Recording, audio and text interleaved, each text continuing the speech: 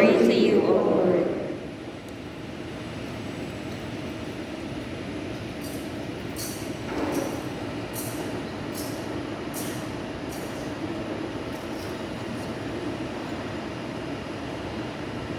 Jesus journeyed from one town and village to another, preaching and proclaiming the good news of the kingdom of God. Accompanying him were the 12, and some women who had been cured of evil spirits and infirmities. Mary called Magdalene, from whom 7 demons had gone out, Joanna, the wife of Herod's steward Chusa, Susanna, and many others who provided for them out of their resources.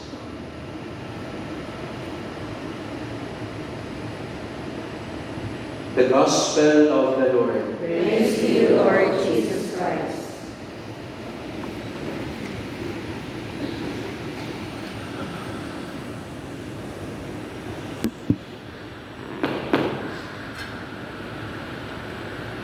Can you hear me like this? Good evening, everyone.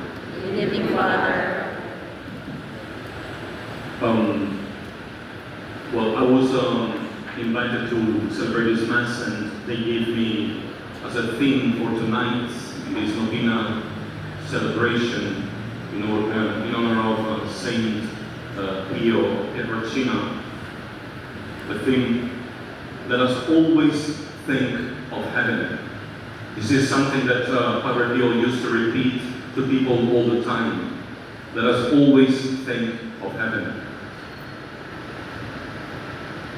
It is easier said than done. It is easier said to have always our minds directed towards heaven than daily living this reality. And there are many reasons why our hearts at times are not directed towards the things of heaven, but rather towards the ones which are earthly. I want to share with you, since we are celebrating this Mass also in honor of your secondary patron saint, Father Pio, something about him. I am Italian. I come from a place that is not very far from San Giovanni Rotondo. For those of you who've been to Italy, is the main sanctuary where the body of Father Pio now rests. And in my city there is a great devotion to this saint. In fact, one of the companions of Father Pio, a Capuchin friar, is still there in the city, and he seems to be in odor of sanctity. People say he's a saint. He looks like a saint. I'm not sure if he's a saint. I have a good friend, a very good friend of mine. She's like my second mother. She's now 65. And this lady in Italy has a sister. Can I move a little bit? It's okay. This is my first time to celebrate Mass here. I'm not sure how to move. Is it okay? Since I am big, I'm afraid I'll bump onto something. I'll break something. This lady, a friend of mine, has a sister. The sister is 61. There are 4 years apart, I guess. This sister, when she was very small, so it was the 60s, or the 60s, when she was very small, she had a very serious sickness. Now, their parents, the mother was very, very religious. The father was part of the Communist Party in Italy. So he really didn't believe in God, and much less he liked priests. Now what happened is that this little girl became very sick. And there was no possibility, seemingly, of curing her. They tried everything in my city, which is a small place. They went to Rome to cure this girl, and there was nothing. And in the end, they brought this girl to Florence. Maybe she was 4 or 5, I'm not sure. A small girl. And they brought this girl to Florence for the last possible trial to save her. And when she was in Florence, One of the best friends of this man, the father, went to visit him by car and said to him one day, "Look, I have to tell you something. You've tried everything. You've tried all doctors. Your daughter is dying. Why don't you try to go and visit Padre Pio? He was still alive." And the man, when he heard about Padre Pio, he burst into anger and said, "What is this nonsense? My daughter is dying. You speak about nonsense and Padre Pio. If no one can do anything for her, how can he?" But of course, the heart of a father doesn't give up on his child. So even if he didn't believe in God and less liked priests, he said to himself, because the friend told him there is nothing to lose, let's just go, I'll accompany you, and just talk to him. Ask him. So they left. Now, the girl was inside a room and no one could enter.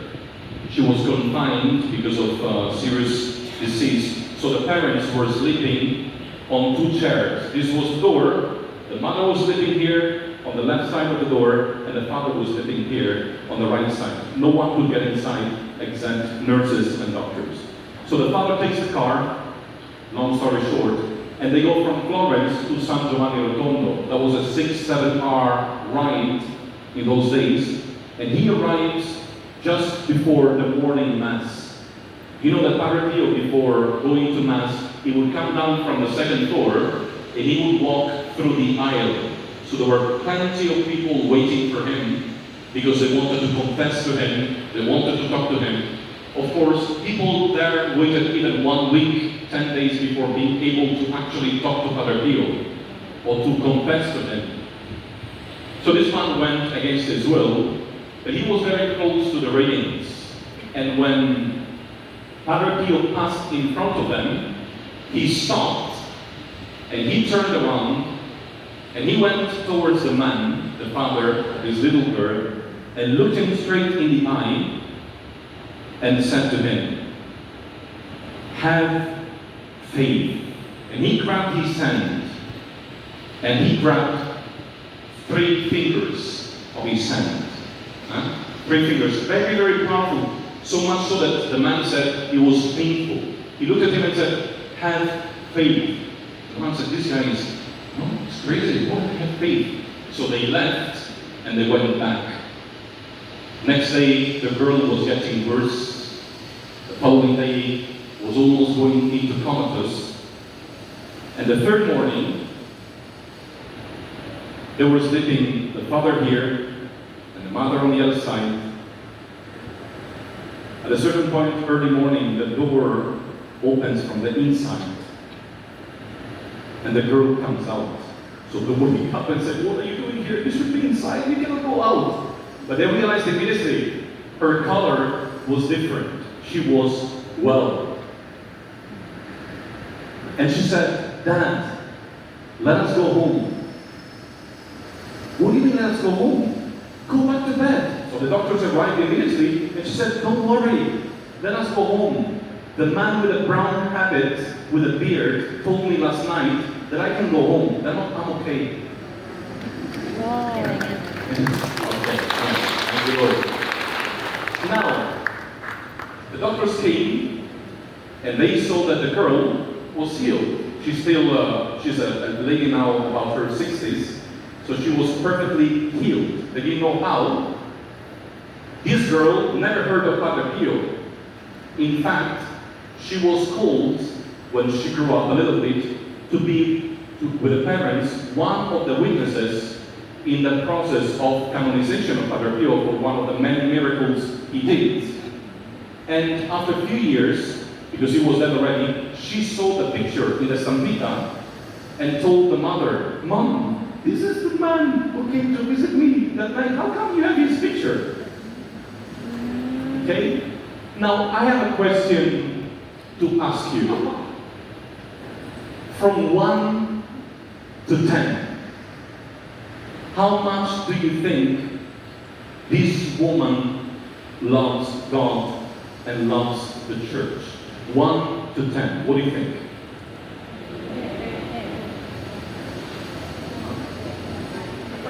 Is my question too long? I can shorten it.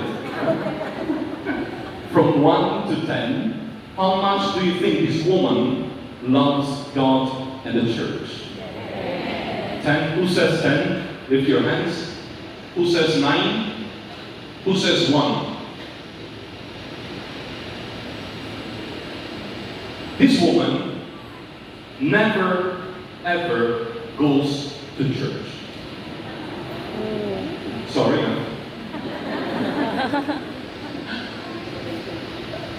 Why? Says the theme of today, says St. Peter, let us always think of heaven. One of the reasons why we don't think of heaven, even when we see miracles like this one happening every day before us, is that our hearts are entangled in money. Says the first reading of today, St. Paul to Timothy,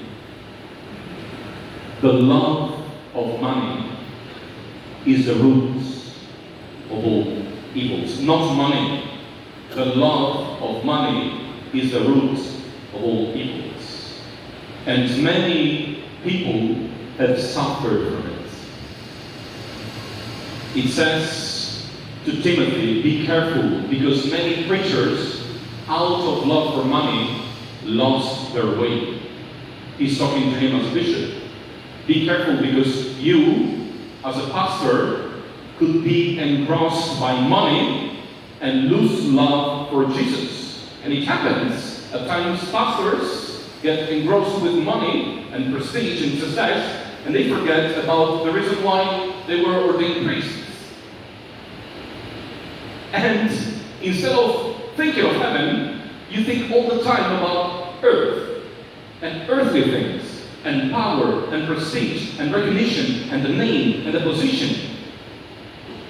But this is said to Timothy. It could be said about me as a priest, but this could be said about just any one of us here. The other day, a friend of mine told me I spent 50,000 pesos to a mechanic to repair my engine because he told me that I had to replace this part. And it turned out to be a fake news. There was no need to replace it. Do you know about engines? I have to trust you. For love of money, you can cheat as a mechanic.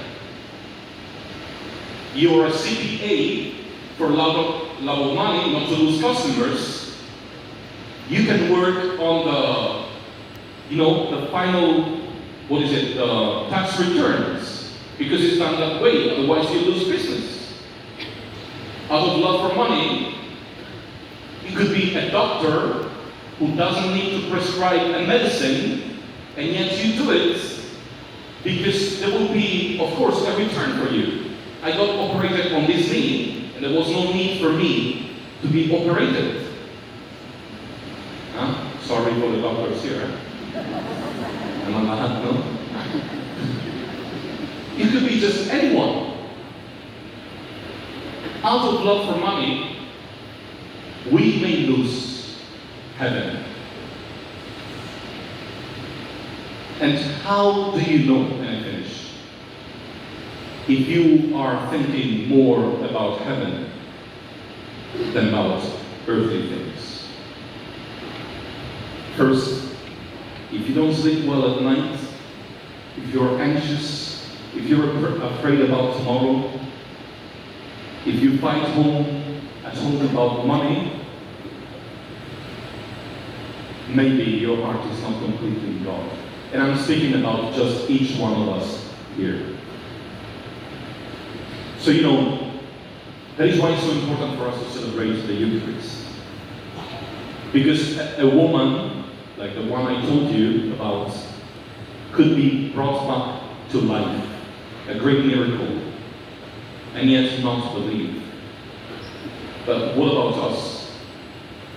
I and you every day witness the greatest miracle ever, the bread and wine now become the body and blood of Christ. And yet, sometimes our hearts are not in Him, not in heaven. Our hearts are in money, in the things of this world. So I invite you, we spend a moment of silence now. You think about the times that maybe you cheated regarding money, that you've been unjust. And ask the Lord, please help me. I know it is your will to think more of heaven and less about all the things of this earth. Amen.